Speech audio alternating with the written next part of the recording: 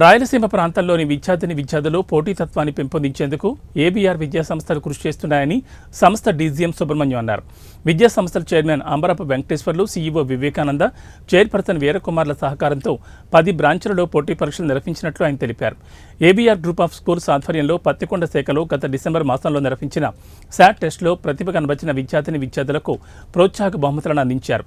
సుమారు 800 మంది విద్యార్థులు పత్తికొండ ఏబీఆర్ స్కూల్లో నిర్వహించిన పరీక్షలో పాల్గొన్నారు.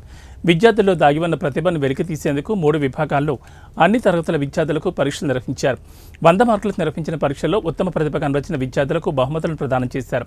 పోటీ పరీక్షల్లో పాల్గొన్న అందరి విద్యార్థులకు ప్రశంసా పత్రాలు అందించారు. ఈ సందర్భంగా విద్యార్థులను, వారి తల్లిదండ్రులను ఉద్దేశించి డీజీఎం సుబ్రహ్మణ్యం మాట్లాడారు.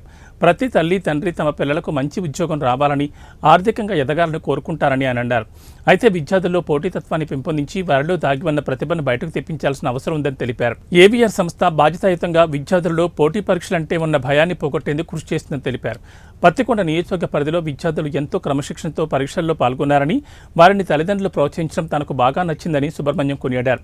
కార్యక్రమంలో ఏబీఆర్ కళాశాల principal Ajmin, vice principal Shivashankar Naidu తదితరులు పాల్గొన్నారు. అది కూడా కాకుండా 2019లో సార్ అధికారం చేపట్టినప్పుడు అంతకుముందు పాత బకాయిలను కూడా చెల్లించిన పరిస్థితి మనం గమనించాం. ఈ రోజున పిల్లలైతే కన్నా హాల్ టికెట్స్ ఫీజు రియంబర్స్మెంట్ లేక హాల్ టికెట్స్ ఇవ్వటం లేదు. తర్వాత వాళ్ళకి ఎగ్జామ్స్ క్లియర్ అయినా కూడా సర్టిఫికెట్స్ ఇవ్వని పరిస్థితి కూడా కాలేజెస్లో చూస్తాం. వీటన్నిటిని కూడా అధిగమించాలంటే ఈ ప్రభుత్వం ఖచ్చితంగా పిల్లలకు ఫీజు రియంబర్స్మెంట్ వెంటనే అమలు చేయాలి.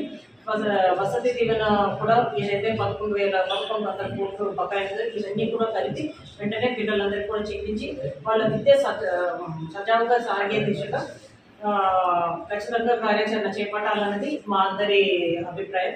ఇది ఒకటే కాకుండా నిరుద్యోగ వృత్తి ఇస్తామని చెప్పి ఆ రోజు ప్రతి చోట కూడా చెప్పడం జరిగింది. 3,000 రూపాయలు ఇస్తాము, వస్తున్న 20 లక్షల ఉద్యోగాల అవకాశాలు కల్పిస్తాం యువతకు.